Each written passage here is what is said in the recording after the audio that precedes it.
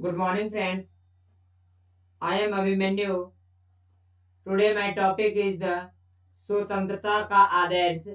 इस सवालों के जवाब देने से पहले आप विचार करेंगे कि आखिर हमें स्वतंत्रता क्यों चाहिए, जिसके लिए हम बात करने जा रहे हैं आज 20वीं सेंचुरी माने कि 20वीं शताब्दी। इसमें महानतम व्यक्ति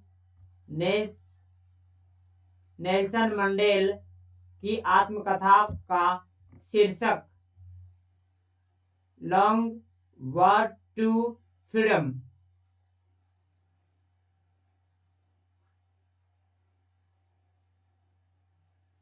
स्वतंत्रता के लिए लंबी यात्रा। इस पुस्तक में दक्षिण अफ्रीका के रंग भेदी शासन के खिलाफ अपने व्यक्तिगत संघर्ष, गोरे लोग के शासन की अलगाववादी नीतियों के खिलाफ दक्षिण अफ्रीका के काले गोरे के झेले गए अपमान, कठिनाइयों और पुलिस अत्याचार के बारे में बताते हैं। कहने का मतलब यह है, आप जानते हैं कि इसमें नेल्सन मंडेल की आत्मकथा पर एक बुक है। उस बुक का नाम है लॉन्ग वॉर टू फ्रीडम, स्वतंत्रता के लिए लंबी लड़ाई। ताकि उसमें उस समय दक्षिण अफ्रीका में रंगभेदी शासन के खिलाफ बहुत पैमाने पर संघर्ष चल रहा था। बहुत सारे लोग गोरे लोगों के शासन की अलगाववादी नीतियों के खिलाफ थे। बहुत जन अत्याचार भी हुआ, अपमान भी हुआ, कठिनाइयों और पुलिसों का अत्याचार बहुत ही ज्यादा झेलना पड़ा। उसके बाद तब जाकर के आगे उस चीज को खत्म किया गया, ताकि इन अलगाववादी नीतियों को एक शहर घेराबंदी किए जाने और देश से मुक्त आवागमन पर रोक लगाने के लेकर विवाह करने में मुक्त चयन तक प्रतिबंध लगाना शामिल है। कहने का मतलब है, एक जगह से दूसरी जगह घूमने के लिए और शुभ विवाह करने के लिए भी हर तरह का इसमें प्रतिबंध लगा दिया गया था। सब चीज इसमें शामिल था, ताकि सामूहिक रूप से इन सभी प्रतिबंधों को नस्ल के आधार पर भेदभाव करने वाले रंगभेदी सरकार में जबरदस्ती लागू किया था। जिस समय दक्षिण अफ्रीका में जो सरकार था, उस समय रंगभेदी के मामले में जबरदस्ती वो अपना कानून बना करके उसको पेश किया और उसे लागू कर दिया, जिसमें नेल्सन मंडेल भी थे। मंडेल और उसके साथियों के लिए इन्हीं न्यायपूर्वक प्रतिबंधों और स्वतंत्रता के रास्ते की बाधाएं को दूर करने का संघर्ष लॉन्ग वॉर टू फ्रीडम।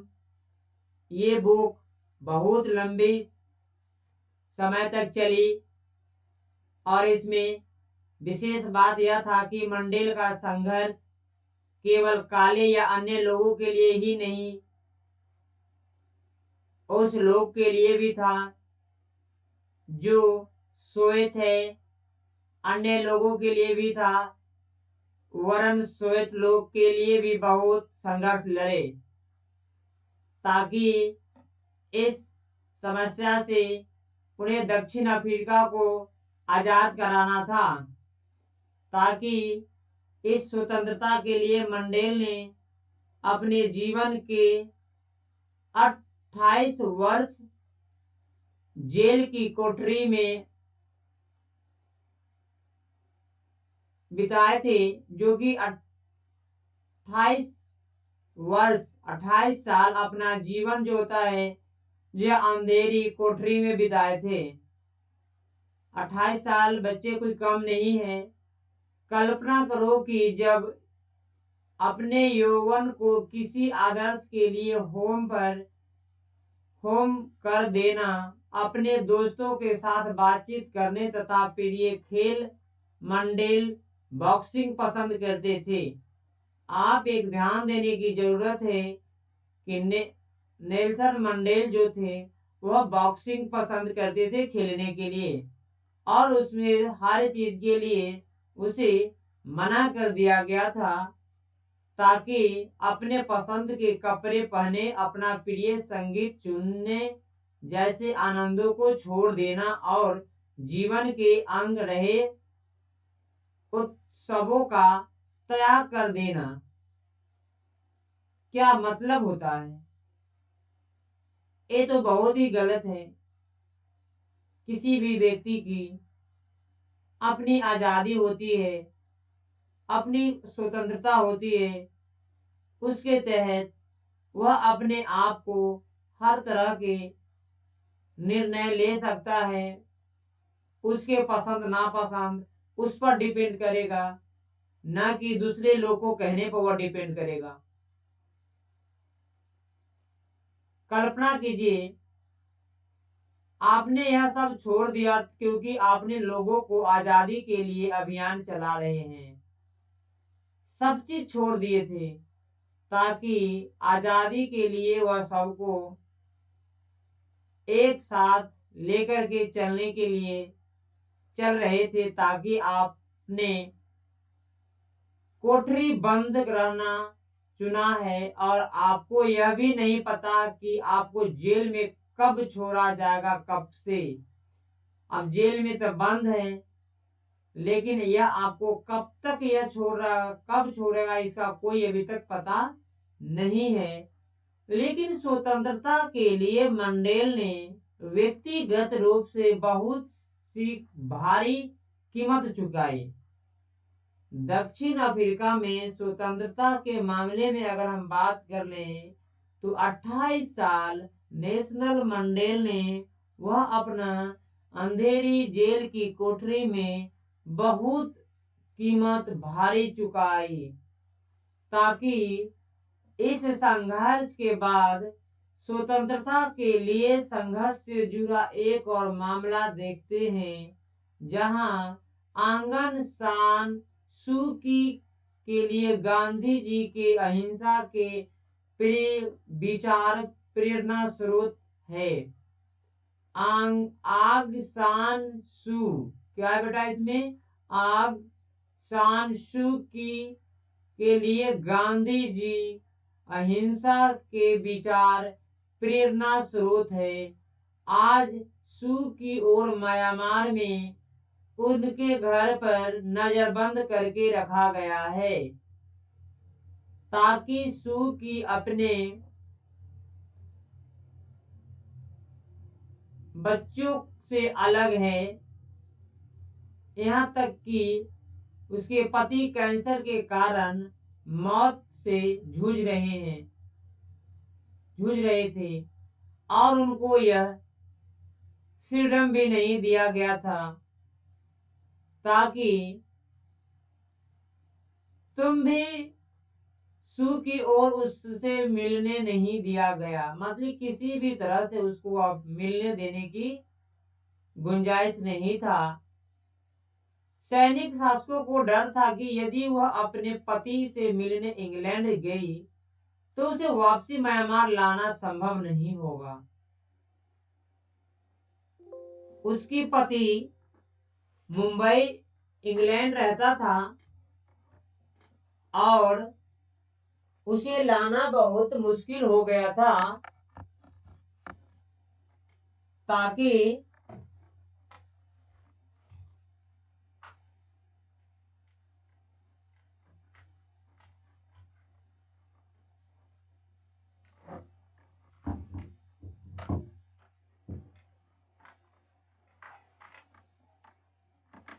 वह आसानी से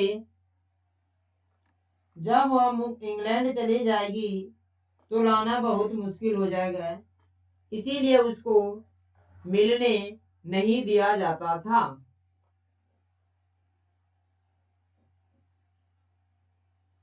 अगर हम आगे बात कर लेते हैं इसमें, आग सान सू की पर अब आजादी को अपने देश के लिए आजादी से छोड़कर देखती है। उनकी पुस्तक का शीर्षक फ्रीडम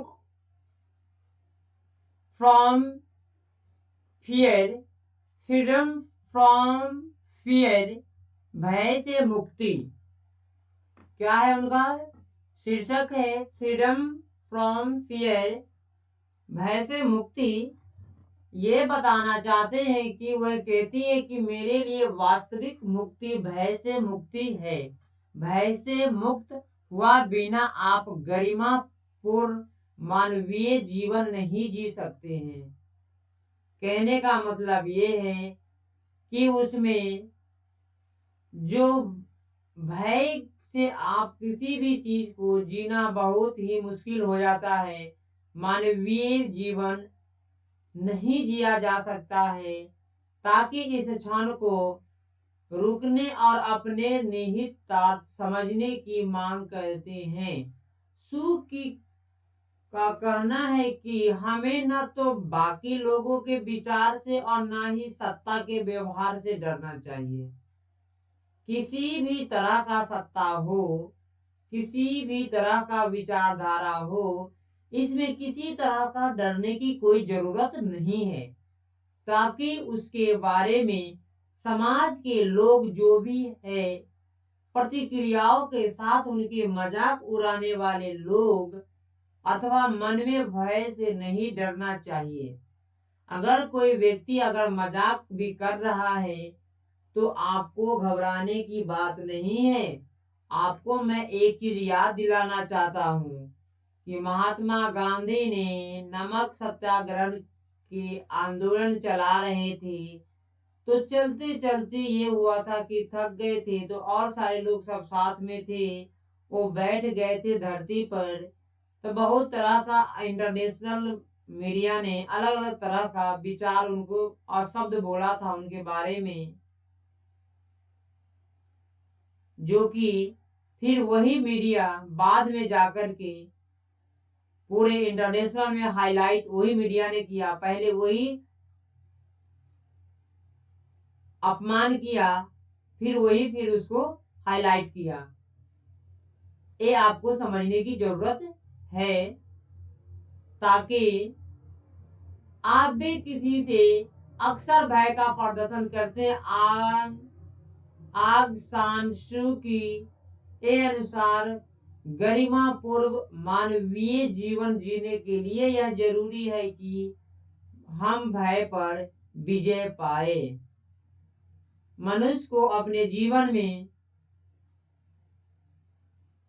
बहुत ही अच्छी तरह से उसको जीना है, किसी भी तरह का डर भय नहीं रहना चाहिए। दूसरी बड़ी बात है कि आगन सान सू की जो नेल्सन मंडेल की इन दो पुस्तकें में हम स्वतंत्रता के लिए आदर्श की शक्ति देख सकते हैं।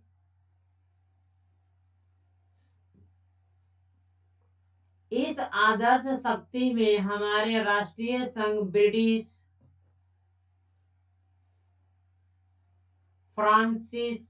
फ्रांसीसी, पुर्तगाली उपनिवेशवाद खिलाफ एशिया अफ्रीका के लोगों को संघर्ष केंद्र था। आपका ये टॉपिक यहीं तक है आपका। अब मैं इसमें एक छोटा सा समरी बता देना चाहता हूं, जो कि आप बहुत अच्छे से समझ पाएंगे। स्वतंत्रता का आदर्श, हम बात करते हैं कि 20वीं शताब्दी में एक व्यक्ति, उस व्यक्ति का नाम था नेल्सन मंडेल। उनकी आत्मकथा पर लॉग वॉक टू फ्रीडम, इससे संबंधित है आपका स्वतंत्रता के लिए लंबी यात्रा, जो कि यह दक्षिण अफ्रीका में रंग भेद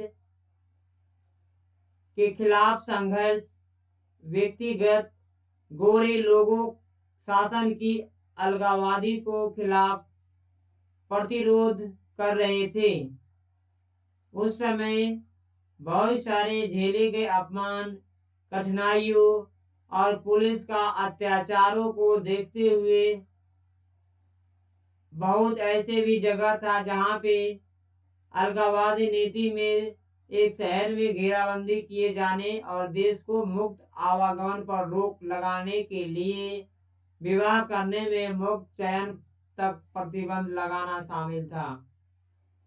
कहने का मतलब है कि आप अपना मन से विवाह नहीं कर सकते हैं, आप अपने मन से कहीं घूम नहीं सकते हैं। अलग अलग तरह का बात इसमें सभी इंक्लूड था, ताकि इस बात को ध्यान में देने की जरूरत है कि उस समय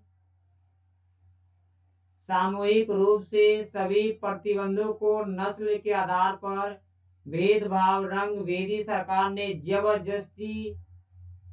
जबरदस्ती लागू किया था, जबकि नेशनल मंडेल ने अपने साथियों को ध्यानपूर्वक रखने के बाद स्वतंत्रता के रास्ते की बाधाओं को दूर करने का संघर्ष चलाया।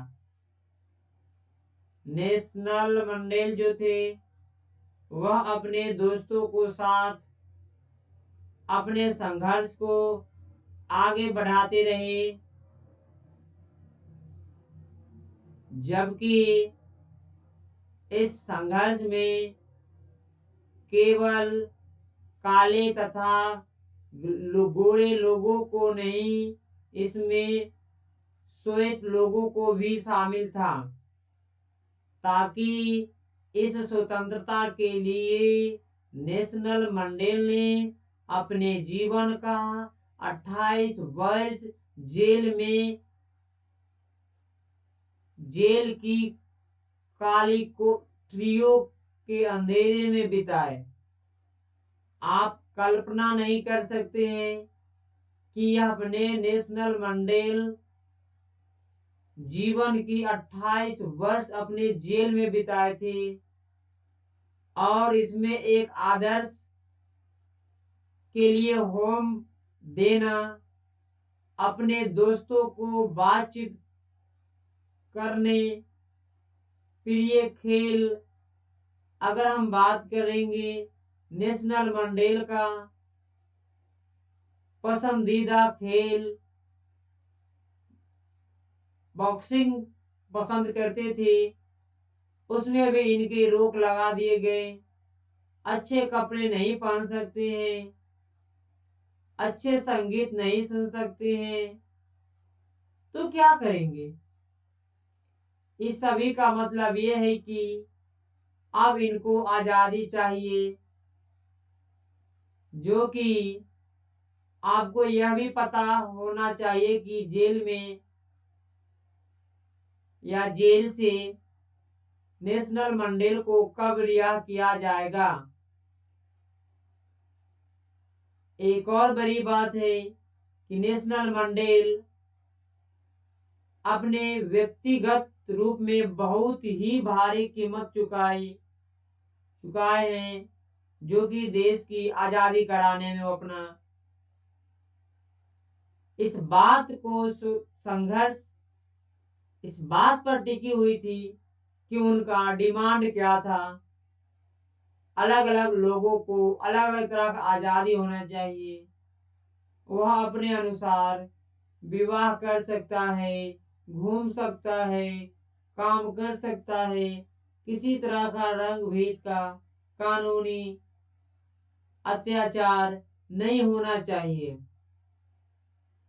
दूसरा मामला ये है कि आंग सान सू के लिए गांधी जी के अहिंसा के विचार प्रेरणा स्रोत रहे हैं।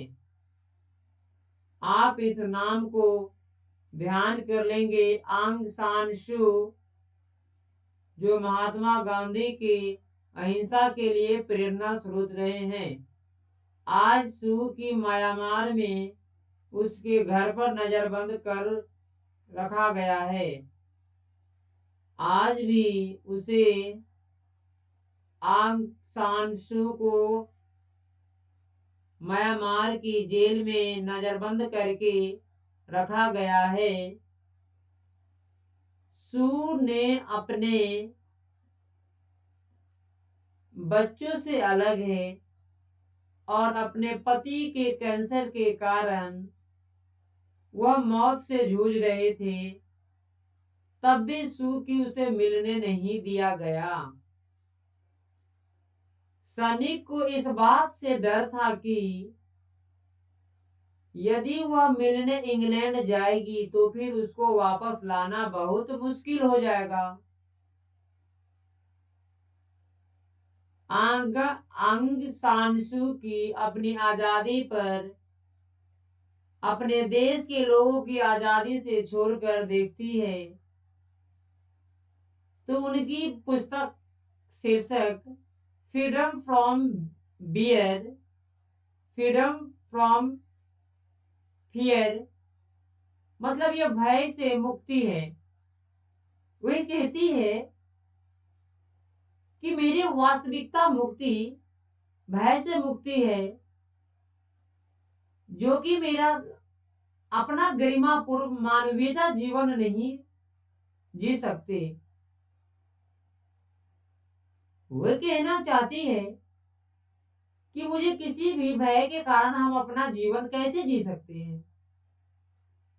इस पर गहरे विचार करें कुछ क्षण के लिए। समझने की जरूरत यह है कि सू का कहना है ना तो बाकी लोगों के विचार से, ना ही सत्ता के व्यवहार से डरना है। दूसरे लोगों का विचार से नहीं डरना है, नहीं सत्ता के लोगों से डरना है। हम जो कहना चाहते हैं उसके बारे में समाज के लोगों की प्रतिक्रियाओं और लोगों ने मजाक उड़ाने से भी उसके अथवा मन में भय से नहीं डरना चाहिए। किसी भी लोगों को अपमान करना नहीं चाहिए। इस बात भी अक्सर भय का प्रदर्शन करते हैं, जो कि आंग सान सू की अनुसार गरिमापूर्ण मानवीय जीवन जीने के लिए जरूरी है। इस बात को भी आपको ध्यान करने की जरूरत है कि आंग सान सू और नेशनल मंडेल इन दो पुस्तकों में स्वतंत्रता के आदर्श शक्ति देख सकते हैं। इस आदर्श राष्ट्रीय संघर्ष और ब्रिटिश, फ्रांसीस, पुर्तगाली उपनिवेशवाद के खिलाफ दक्षिण अफ्रीका के लोगों को संघर्ष के केंद्र थे। बहुत ही अच्छे से वह संघर्ष किए और अंत में जाकर के वह सफल हुआ। ये आपका टॉपिक आपका खत्म हो गया। इसको आप अच्छे से नोट्स बना लेंगे। Thank you.